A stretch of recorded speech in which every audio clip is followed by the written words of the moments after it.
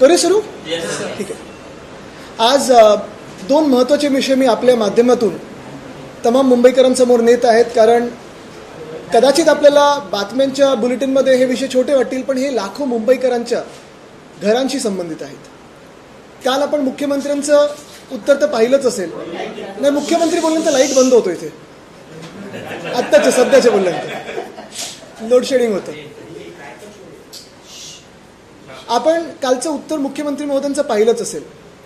अनेक गोष्टी त्यांनी सांगितल्या आहेत, कसं महाराष्ट्र अमुक होणार तमुक होणार. नशीब काल 5 ट्रिलियन वगैरे बोलले नाहीत, काल कोणाला अजून काही नावं ठेवली नाहीत, पण दोन महत्त्वाच्या गोष्टींबद्दल त्यांनी काल वक्तव्य केलं. एक म्हणजे पोलीस हाऊसिंगबद्दल, आणि दुसरं म्हणजे जो एक कायदा पारित केला तो म्हणजे म्हाडामध्ये सक्षम प्राधिकरण कोण आहे, किंवा ह्या सगळ्या जे सेस नॉन सेस प्रॉपर्टीज आहेत, सेस प्रॉपर्टीज पगडी प्रॉपर्टीजमध्ये सक्षम प्राधिकरण कोण आहे, कॉम्पिटंट अथॉरिटी कोण आहे, ह्याच्यावर काल विधान परिषदेने आणि परवा रात्री विधानसभेने कायदा पारित केला.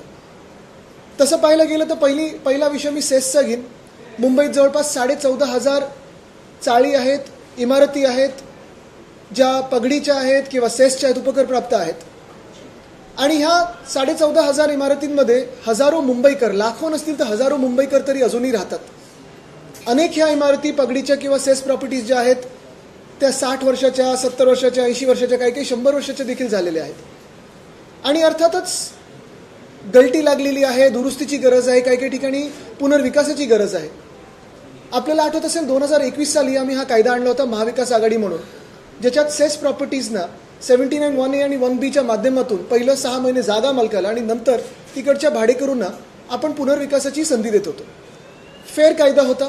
तरी देखील विधानसभेत, विधान परिषदात, विधिमंडळाने दोन्ही पारित झाल्यानंतर पण आम्ही राज्यपालांच्या सहीसाठी पाठवलं. तेव्हा त्यांनी 2 वर्ष तो राष्ट्रपती महोदयांकडे त्यावेळी पाठवला होता कोश्यारी साहेबांनी. कोविंद साहेबांनी तेव्हा काही सही केली नाही. मग आमचं सरकार पाडलं गेलं. त्यानंतर मुर्मू मॅडम आल्या राष्ट्रपती महोदया म्हणून, आणि त्यांनी तो कायदा पारित केला. पण कायदा पारित झाल्यानंतरच काही जागा मालक कोर्टात गेले की सक्षम प्राधिकरण कोण आहे, कॉम्पिटंट अथॉरिटी कोण आहे, निर्णय कोण घेणार की ही इमारत डिलॅपिडेटेड आहे की नाही, याच्यावर कोर्टात गेले. आणि त्या वेळीपासून आत्तापर्यंत आमचा हा लढा चालू आहे. मग मी असेल, अजय चौधरीजी असतील, मनोज जामसोलकरजी असतील, आम्ही सगळेच खालच्या हाऊसमध्ये 10 मुंबईचे आमदार आणि इतर अर्थात महाविकास आघाडीचे देखील आमदार हा विषय मांडत आलो, लढत आलो. हे सगळा जो गठ्ठा आहे आम्ही खास करून आणला, कारण आमची पत्रव्यवहार असतील, अर्धा तास चर्चा असेल, हे सगळं हा रेकॉर्ड पूर्ण आम्ही ह्याच्यात तो आणलेला आहे. आमची मागणी एकच होती त्यावेळी, जी कायद्यामध्ये होती, आणि त्यानंतर त्यांच्या पुढे 2 मागण्या होत्या ज्या मी तुम्हाला सांगतो, कारण मुंबईकरांसाठी हे खूप ऐकून घेणं महत्त्वाचं आहे. आमची मागणी ही होती की काल जे पारित झालेलं बिल होतं ते खरं तर 2 वर्षापूर्वीच व्हायला पाहिजे होतं, कारण सक्षम प्राधिकरण कोण आहे हा जर विषय त्याच वेळी ठरला असता तर एवढी केस ही खेचलीच गेली नसती. काल आता पारित झाल्यानंतर 20 तारखेलाच ही केस आहे. आपल्या माध्यमातून मुख्यमंत्री महोदयांना मी या हजारो मुंबईकरांच्या वतीने सांगत आहे, विनंती करत आहे की 20 तारखेला जी केस असेल, म्हाडाचे जे कोणी वकील असतील ते, राज्य सरकारचे वकील असतील ते, मग एजी लागले तर एजी, केंद्र सरकारचे जे कोणी असतील ते, हे तिथे उभं करून ही सुनावणी होईल ह्याची जबाबदारी स्वतः मुख्यमंत्री महोदयांनी घ्यावी. नुसतं काल कायदा झालाय, अजूनही ते सबज्युडिस आहे. काल कायदा झाला म्हणजे सेसमध्ये राहणाऱ्या किंवा पगडीमध्ये राहणाऱ्या लोकांनी अजूनही हे विचार करू नये की आता आम्ही घर सोडून जाऊ शकतो, आमचा कायदा पास झालेला आहे, पारित झालेला नाही. काल कायदा पारित झाला आहे, पण निकाली ही केस लागायची आहे. म्हणून कृपा करून कोणी जर तुमच्याकडे जागा मालक आलं, बिल्डर आला की बघा आता तुमचा तर पुनर्विकास होणारच आहे, विकास होणारच आहे, घर सोडून जा, घर सोडून जाऊ नका.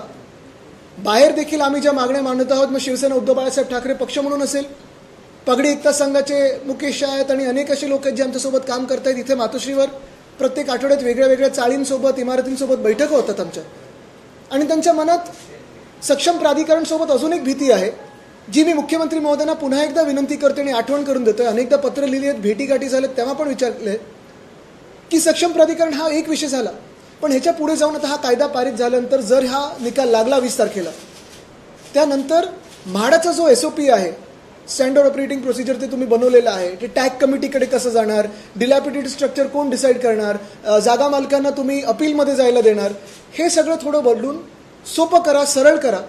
आणि ठीक आहे, जागा मालकांना त्यांचा न्याय हक्क जो असेल तो द्याच, पण जे भाडेकरू आहेत त्यांचा देखील आवाज दबला जाणार नाही ह्याची पण काळजी आणि दक्षता तुम्ही घेणं गरजेचं आहे.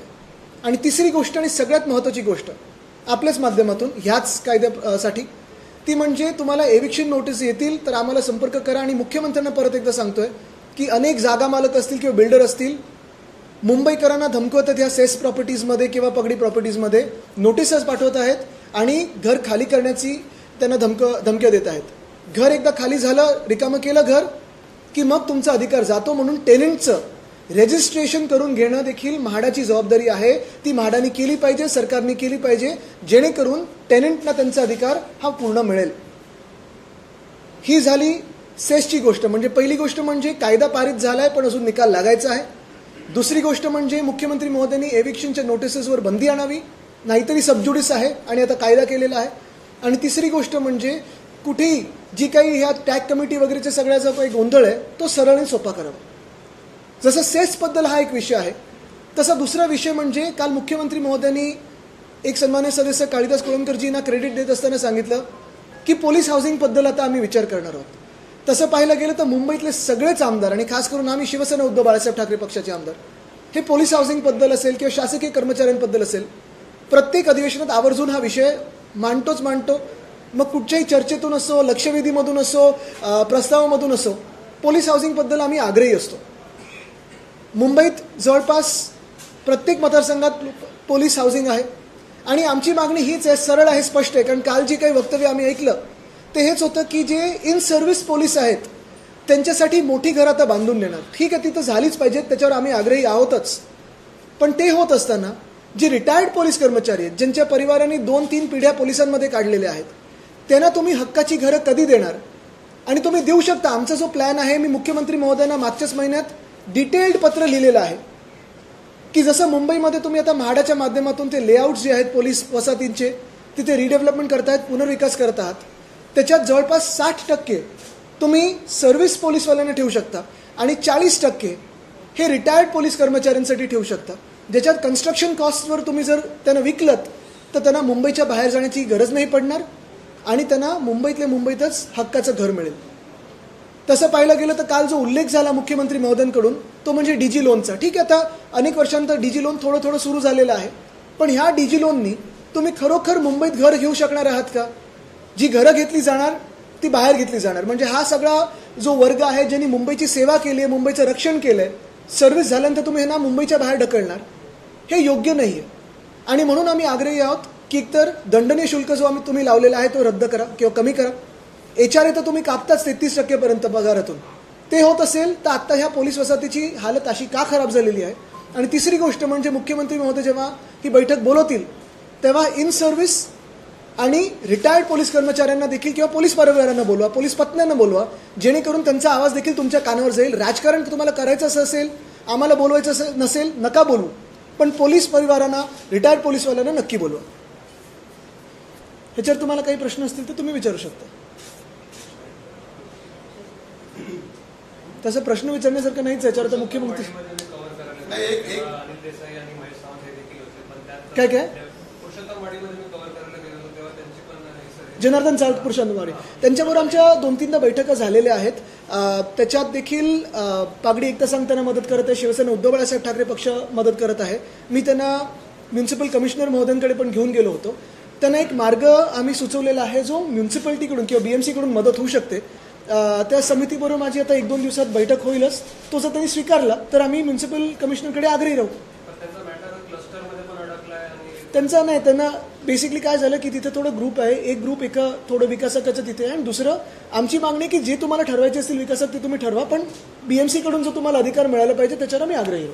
तुमच्या पहिल्या प्रश्नाला प्रश्न असा आहे की ज्या तुम्ही सांगताय की दक्षिण मुंबई आणि मध्य मुंबईमध्ये विशेष करून पागडी आणि सेस इमारतींची संख्या मोठी आहे आणि असाच प्रश्न हा मुंबई उपनगरामध्ये ज्या नॉन सेस इमारती आहेत त्यांचा देखील असाच प्रश्न आहे. पण ज्या जुन्या इमारती आहेत ज्या धोकादायक म्हणून निघल्या झालेल्या आहेत, ज्या C कॅटेगरीमध्ये पण गेलेल्या आहेत, अशा जर भाडेकरूंनी घरं खाली केलेली आहेत तर तुम्हाला वाटत नाही का पावसाळा सुरू आहे, विशेषतः पावसाळ्यामध्ये दक्षिण मुंबईमध्ये दरवर्षी एकतरी इमारत कोसळत असते, जीवितहानी होऊ शकते, मग त्याला जबाबदार कोण असते? हेच गोंधळ मला वाटतं थोडं आपल्याला सावरायला पाहिजे. कारण C1 कॅटेगरीमध्ये एखादी बिल्डिंग आल्यानंतर किंवा इमारत आल्यानंतर नोटीस तर दिली जाते. साधारणपणे आत्ता 82 की 83 बिल्डिंग्स म्हाडाच्या इमारती ह्या त्यांनी धोकादायक अशा ठरवलेल्या आहेत.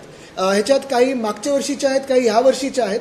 आणि मी जे सांगत आहे की अनेक ठिकाणी हे रहिवासी का नाही बाहेर पडत आहेत, कारण एकदा ते त्या घरामधून बाहेर पडले की त्यांचा त्या घरावरचाच हक्क निघून जातो आणि अनेकदा आपण पाहतो मग त्या इमारती तशा राहतात, जागा मालक कब्जा करतो आणि पुनर्विकासाला भलतंच कोणतरी आणतो. आमची मागणी ही राहील की ह्यांना एकतर तुम्ही टेनंट म्हणून ओळख द्या, रजिस्ट्रेशन करा आणि लगेच ते खाली करायला तयार आहेत. मी तर पहिलं आग्रही आहे की सुरक्षा पहिलीच राहिली पाहिजे, त्यांची संरक्षण झालीच पाहिजे, पण ते होत असताना त्यांचा अधिकार देखील तेवढंच सुरक्षित राहिला पाहिजे. अधिकाराच्या या लढाईमध्ये तुम्हाला वाटत नाही का की जीव धोक्यामध्ये जाऊ शकतो? नाही, पण म्हाडाने ती ऐका, अनेक ठिकाणी म्हाडाने तर सांगितलंच आहे की खाली करा, पण हे टेनंट्सच ते म्हणतात एकदा आम्हाला ट्रान्झिट द्या आणि आम्ही तर तेच सांगतो की यांना ट्रान्झिट देऊन बाजूला घ्या, कुठेतरी सुरक्षित जागेला नाही.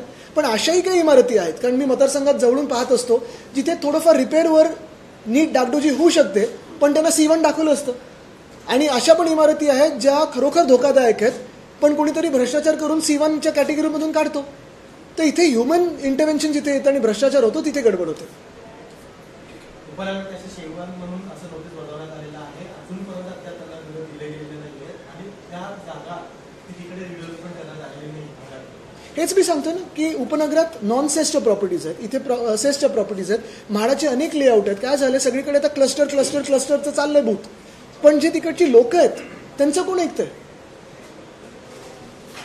ठीक आहे. एक फुटबॉल ग्राउंड संदर्भात तुम्ही जो प्रश्न उपस्थित केला होता, व्हिडिओ टाकला होता, त्यावर पुढे काय झालं का? पुढे अजून आता नाही, मुख्यमंत्री महोदय मला वाटतं आग्रही आहेतच ते प्लॉट घ्यायला. त्यांना फुटबॉल वाढू द्यायचं नाही असं वाटतंय. पण एक महत्त्वाचं आहे की आम्ही हा लढा देत आहोत. सगळे फुटबॉलपटू तिथे पुन्हा एकदा आंदोलन करणार आहेत. आणि जसं कालच मला वाटतं एक विधेयक आलं होतं, अशासकीय विधेयक होतं, मुंबईच्या मोकळ्या जागा. म्हणजे किती दुधारी तलवार आहे ही भाजप बघा. एका बाजूला अशासकीय विधेयक आणतं, ते विधेयकामध्ये काय लिहिलंय की मोकळ्या जागा वाचवल्या पाहिजेत, आणि दुसऱ्या बाजूला मोकळ्या जागाच ढापायला निघाल्यात. आदित्यजी, सगळ्यात महत्त्वाचं म्हणजे की महायुती गव्हर्नमेंटने अनाऊन्स केलेलं की पॉटहोल्स फ्री मुंबई आम्ही करणार, पण पावसाच्या याच्यामध्ये रस्त्यांची परिस्थिती इतकी गंभीर आहे. रस्त्यामध्ये 2-2 असे खड्डे झाले, तर त्याच्यावर डांबर. तर पॉटहोल्स फ्री मुंबई बोलल्यानंतरही आज मुंबईची रस्त्यांची परिस्थिती खूपच जास्त. आम्ही परवा जेव्हा मी डोंबिवलीला चाललेलो तेव्हा देखील आपण पाहिलं असेल, त्याच्या आधी पण मी पाहिलं, कोपरी पुलावर आत्ता 2 वर्षापूर्वीच उद्घाटन झालं, खड्डे आहेत. तसंच मिसिंग लिंक वरती खालती खड्डे पडलेत. परत मिलिंग फिनिशिंग तुमचं ॲस्फॉल्ट मॅस्टिकचं ह्याच्यावर चालतं अटल सेतूवर, आत्ता उद्घाटन झालेले रस्त्यात. सिद्धिविनायक मंदिर प्रकरणी ज्या पद्धतीने आरोप केले उपमुख्यमंत्र्यांनी, काय वाटतं? मला वाटतं उपमुख्यमंत्री थोडेसे हल्लेले आहेत. ते ऑपरेशन देवेंद्र फडणवीसमध्ये एवढे व्यस्त आहेत की स्वतःचा नगरसेवक जेव्हा जाऊन डॉक्टरवर हात उचलतो तिथे बोलायला काही हिंमत नाही. दुसऱ्या हॉस्पिटलमध्ये लपवण्याची सगळे हे चालते. मला वाटतं त्यांनी स्वतःचं जर काम बघितलं तर थोडे ते बिझी तरी होतील. शरद पवारांनी कर्जमाफीचं कौतुक केलेलं आहे. याआधी एकनाथ शिंदेच्या दालनाची बैठक असेल, पुन्हा आता महायुतीच्या निर्णयाचं कौतुक असेल, अशा प्रकारे पाहतो. मला वाटतं मी आज सेस आणि ह्याच्यावरच बोलीन, कारण दुसरीकडे कुठेही गेलं नाही. मी का सांगतोय, कारण हा विषय खूप महत्त्वाचा आहे. कर्जमाफी किंवा कर्जमुक्ती आम्ही सातत्याने, आम्ही पण सगळ्यांनीच मांडलं की अटी शर्ती ह्या काढल्या पाहिजेत.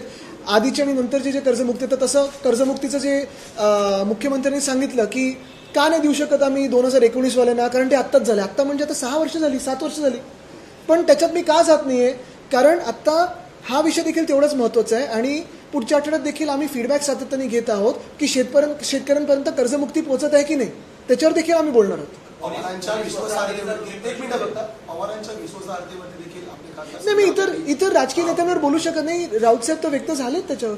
पोलीस वसाहतींचा प्रश्न तुम्ही मांडताय आणि पोलीस वसाहतींची अवस्था अशी आहे, पोलीस ज्या पद्धतीने राहतात, ठिकठिकाणी स्लॅब कोसळतात, इमारती कोसळतात, आणि HRA कापला जातोय पगारातून आणि त्याच्यातून कापून जातोय, आणि मुळात ते सरकारी नोकरीमध्ये असल्यामुळे ते बोलू शकत नाहीये. अशा वसाहतींच्या संदर्भात आपल्याकडून काय झालं तुम्हाला सांगतो. हा विषय मी आमच्या काळी म्हणजे महाविकास आघाडीच्या काळात आपल्याला आठवत असेल, मार्चचं जे अधिवेशन झालं होतं सरकार पाडायच्या आधी, त्या अर्थसंकल्पामध्ये 650 कोटी पोलीस हाऊसिंगसाठी आम्ही तरतूद केली होती. वरळीची पोलीस वसाहत असेल किंवा अनेक ठिकाणी, आता मग हे आपलं नायगावची असेल किंवा माहीमची असेल, या सगळ्याचा पुनर्विकासाचा आराखडा देखील बनला होता. आत्ता काय झालंय, 4 वर्ष उलटल्यानंतर एकदम त्यांना आठवलं नाही आता सगळे क्लस्टरमध्ये करायचं. वरळीत देखील 28 एकर आहे.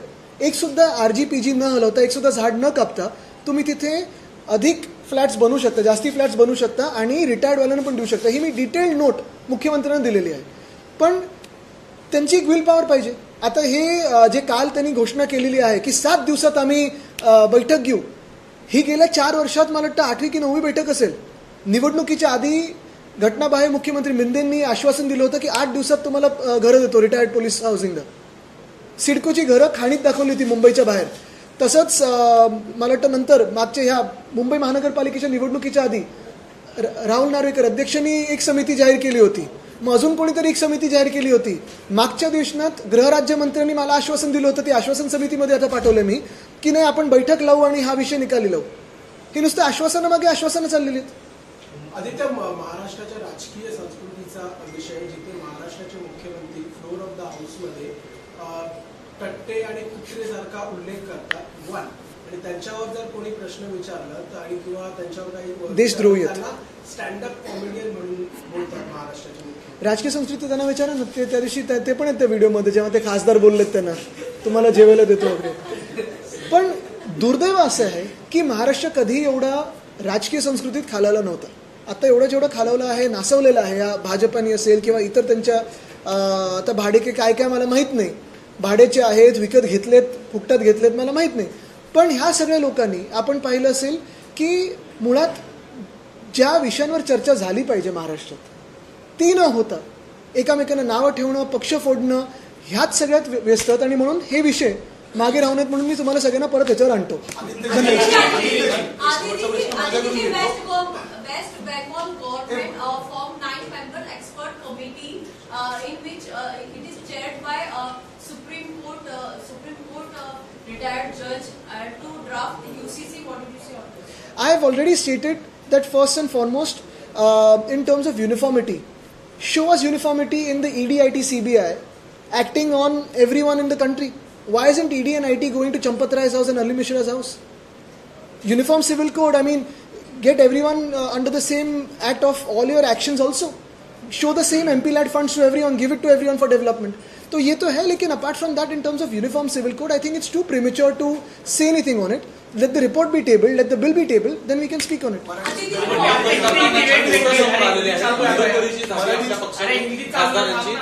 फोटो समोर आलेले आहेत. आता काय त्यांचं फोटो ना आरती करायची त्यांची. Aditi Congress UCC, Uniform Civil. Aditi Congress has remanded the Supreme Court monitor investigation into Ram Mandir donation. So have we. If you remember, last week I have demanded a Supreme Court monitored investigation into the Ram Mandir probe. Looting the Ram temple by the trustees appointed by the BJP has shaken the faith of all of us. Of course, our faith is in Lord Ram, but what the BJP is doing is playing with the sentiments of Hindus, and the Hindus will not forgive the BJP. लेकिन एकनाथ शिंदे तो कह रहे हैं कि सिद्धिविनायक में जब चोरी हुई तब इंक्वायरी क्यों नहीं कमेटी बिठाई गई, तो आप इसलिए तो वो भाग के गए थे गुवाहाटी और सूरत. उनके साथ तो कोई गया नहीं, उनके सब चोर गए, अलीबाबा और 40 चोर गए थे. और बात यही है, बात स्पष्ट है कि एकनाथ शिंदे अपने खाते पे खाता यानी खाना, वो जो पैसा खाते हैं वो नहीं, जो डिपार्टमेंट है उस पर ध्यान दे. और दूसरी बात यही है कि अगर एकनाथ शिंदे में इतना दम है तो वो भाजपा के केंद्र शासन से सवाल करे राम मंदिर पे, क्योंकि वो भी तो हिंदुत्व के लिए छोड़ के गए थे हमारा पार्टी. Thank you.